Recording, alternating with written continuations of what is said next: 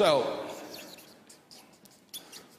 it's really quite simply the most important word, for those of you in business or finance know, the most important word is not income, expense, asset, liability. The most important word in the English language for the rich is a word called cash flow. You've got to know where the cash is flowing. So what a rich person is doing is controlling cash flow. So if money comes from an asset into your pocket, it's an asset. So very simply, when I was 9 years old, my rich dad said, assets put money in your pocket whether you work or not. Okay, repeat after me. Assets put money in your pocket whether you work or not. Okay? And very simply, liabilities take money from your pocket. Okay? So what does a liability do? It takes money from your pocket. Okay? So the way you know you have an asset or a liability is very simply this. If let's say you're married with 3 kids and all this stuff, and you stop working, the money coming in is money from an asset, and the money going out is money from a liability. So if you happen to have a little house sitting over here, and it's sucking cash out of your pocket every month, it's a liability. And that's what I was saying. And I got hammered for that in the press. Today, with the subprime mess, you know, it's proven that millions and millions and millions of people who thought they were buying the asset, the American dream, were really buying a liability. And it's not that real estate is good or bad. You see, on the other side of here, if you move this house over here, and every month after paying all your expenses, it puts money in your pocket, then it's an asset. So anything can be an asset or a liability. It's not real estate. It's nothing like this. You know, I write this book here, and it's been a New York Times bestseller for almost 7 years now. And every year it puts several $100,000 in my pocket, whether I work or not. That's an asset. So anything can be an asset, you know. So when I was doing this talk in Singapore, and I said, how many of you can name an asset? And this woman raised her hand. I said, yes, what's your asset? She says, my husband.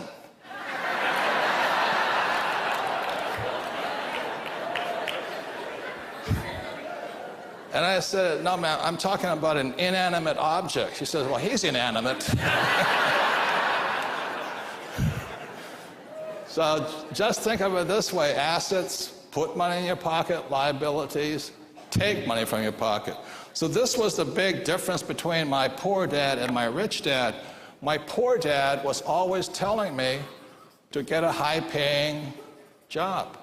Now, nothing wrong with it. You got people like jobs and all this. And my rich dad was very simply telling me, acquire assets. So when I left the Marine Corps in 1974, I had nothing, zero, no money. But I knew I had a plan. I knew what I was going to do. And the number one thing I was going to do was build my business. Second, I was going to buy real estate. And third, I was going to buy paper assets. Today, I also commodities, gold, silver, oil, and gas. Okay? So all I work hard to do is build businesses, develop real estate, invest in stocks, bonds, and I have oil and gas, gold, and silver. That's what I work on. So what makes the rich rich is not the school they went to and all this. It's what quadrant, what do you work in? Do you work in this, or you work in here? Okay, so this is where financial IQ starts from, is I focus my time here. I don't care if I make any money. I really have very little interest in money. I want to acquire assets. And that's what my wife and I focus on. And then in 1997, I wrote Rich Dad, Poor Dad and explained what I was doing. And very simply, that's it. So the next thing here was this from my rich dad, is called The Quadrant. And I think it's the most important book for people willing to make changes. And the quadrant stands for employee, S stands for small business specialist, like a doctor, S for psycho, B stands for big business, and I stands for investor. So the other difference was my poor dad always said to me, and he said, son, go to school so you can get a jobs. So from the time most people are born, they're programmed to be employees, to work for the rich. And that's the difference. It was my mom, I used to fight with my dad. By the time I was in high school, I'd just fight with him saying, I don't want to be an employee. You know, I just don't want to do it. And I was flunking out of high school and all this stuff because I couldn't write, which is interesting. But so my mom finally intervened, and my mom was a registered nurse. And she says, Robert, you know, stop arguing with your dad. If you want to be rich, go to school and become a doctor. I said, Mom, there's only one problem. She says, what's that? I says, doctors are smart. She says, you got a good point there. You know, you don't. So early on in my life, I knew I wasn't going to survive here. It was obvious to me.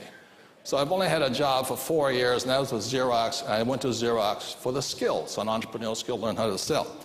So on the other side of it, my rich dad says to me, he says, Robert, are you basically lazy? I said, yeah.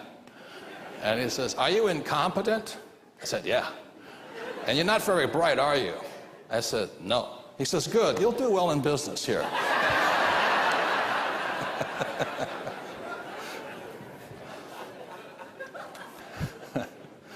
So if you look at this side, my primary focus is to start businesses. I have a gold mining company in China, a silver mining company in Paraguay. I have a lot of real estate companies, oil and gas companies. I just start businesses. I like them. Once they're up and running, the cash flows in, I go do something else. So basically that has been my philosophy since 1974. And that's where we run. Now, on my book on financial IQ, it talks about this a lot here and this. And financial IQ is this, very simply. It is what you do to solve your problems. It's how smart are you at solving your problems. So I often meet people come up to me and say, I got $10,000, I don't know what to do with it. I say, well, how long have you been a moron? You know, and I said, the first thing I would do if I were you, I wouldn't tell anybody you don't know what to do with your money. Because if you start announcing to the world you don't know what to do with your money, there's a lot of people that will tell you what to do with your money and it's to put it into their pockets.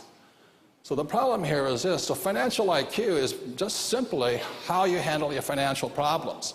Now you look at it this way, for many people, when they have financial problems, they get a second job. That's an employee's mentality. I don't get a second job, I start a second business. There's a difference in the mindset of how a person handles a problem, okay? There's a reason for that. Another financial IQ is this. How do you protect your money? The biggest predator in the world is the US government. They will take your money. The problem with making money in this quadrant here and this quadrant here is that these are the most highly taxed quadrants. Now, I'm not against paying taxes. I'm just not want to let them go without a fight somewhere along the line. So the problem with these guys here is they're taxed to at least about 50%. And over here, these are the doctors, lawyers, and accountants. They're taxed horribly. It's just terrible. The laws are horrible for these guys. Over here, I can pay 0% and 0%. The most important thing you can tell your friends is get off your butt and start your own business, even if it's at home, even if it's on your dining room table. Kim and I, my wife, started Rich Dad, Poor Dad on our kitchen table and at a pizza parlor. We had a great time. You know. But once you understand business, the moment you shift from here to here, the tax laws swing in your favor. The moment you tell a kid, go to school and get a job,